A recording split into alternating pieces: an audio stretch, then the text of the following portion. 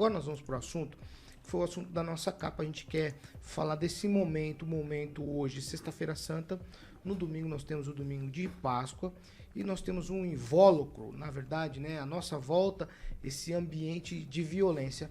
No meu entendimento, sempre a igreja, a família e a escola foi aí um tripé regulador da sociedade, para que a gente tivesse uma sociedade sadia, justa, de alguma maneira ela se equilibrando sobre si mesma e nesse tripé, onde você tem moralidade, você tem educação, você tem aí uma formação. Então esse tripé, esse conjunto faz, né, de alguma maneira, a regulação. A minha pergunta ontem foi, aonde é que falhamos? E aí eu vou começar com o padre Nailson, porque o momento seria de reflexão em relação a Jesus. No entanto, a gente está olhando, parece-me que para o retrovisor, para ver aonde a gente erra. Nesse momento, a igreja, a família, a escola, tem errado, padre? Acredito que sim, quando nós relativizamos as virtudes, os valores, as verdades em si. Então, eu acredito que nós estamos na sociedade como estamos hoje pela relativização do que fizemos. E aí, então, nós estamos colhendo os frutos do desprezo das instituições, do desprezo das verdades, do desprezo das virtudes. Porque hoje toma-se cada um a sua verdade. Temo até um tanto o quanto que as mídias sociais empoderaram, embora eu não goste da palavra, eu utilizo agora, empoderaram uma voz que não é de autoridade de argumento, mas sim de uma mera opinião jogada ao vento. Não, eu quero te ouvir também sobre esse tripé. De alguma maneira, eles estão falhos para a gente chegar numa data como essa, que era de uma reflexão quase que, no meu entendimento, uma reflexão diferente. A gente devia estar pensando em coisas e não em corrigir coisas, mas encaminhar para frente. E aqui a gente tem que dar um passo para trás, olhar e pensar no seguinte, onde foi que erramos, se eu pensar nesse tripé que regula a sociedade?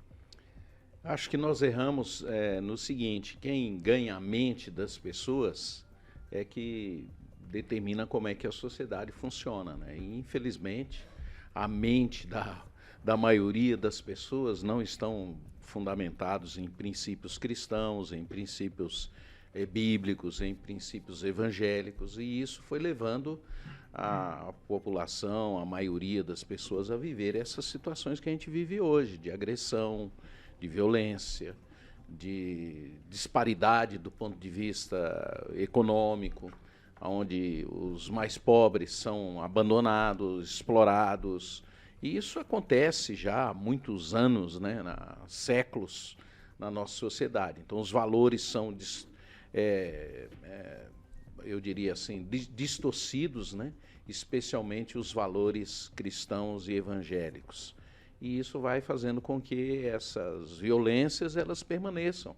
A violência não é uma coisa nova, ela sempre existiu aí na humanidade, e a igreja tem sempre, quando eu digo a igreja eu estou dizendo os cristãos, né, eles têm sempre uma minoria que ficam lutando contra isso.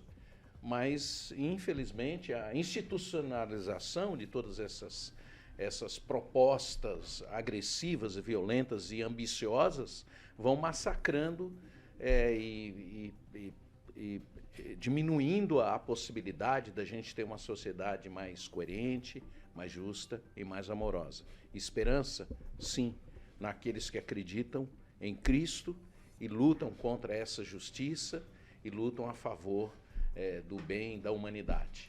Padre? Justamente, a gente parte, como o senhor bem dizia, do princípio de que a violência sempre existiu. Foi violência que trouxe Jesus à morte. Agora, o modo como nós vamos nos comportar deve ser uma escolha nossa e uma escolha de princípio cristão.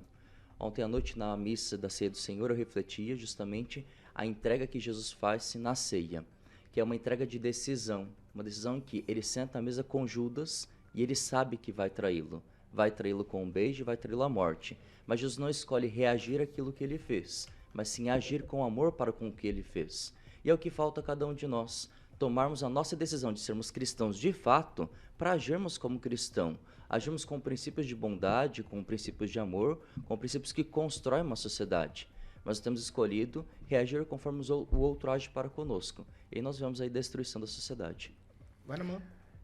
A questão foi bem colocada, é pessoal, é aquilo que nós cremos. O que nós cremos realmente? Nós acreditamos em Cristo que morreu, ressuscitou, foi ao Pai, voltou para morar no coração das pessoas, ou nós acreditamos apenas numa instituição, numa organização, em pessoas, em grupos, enfim.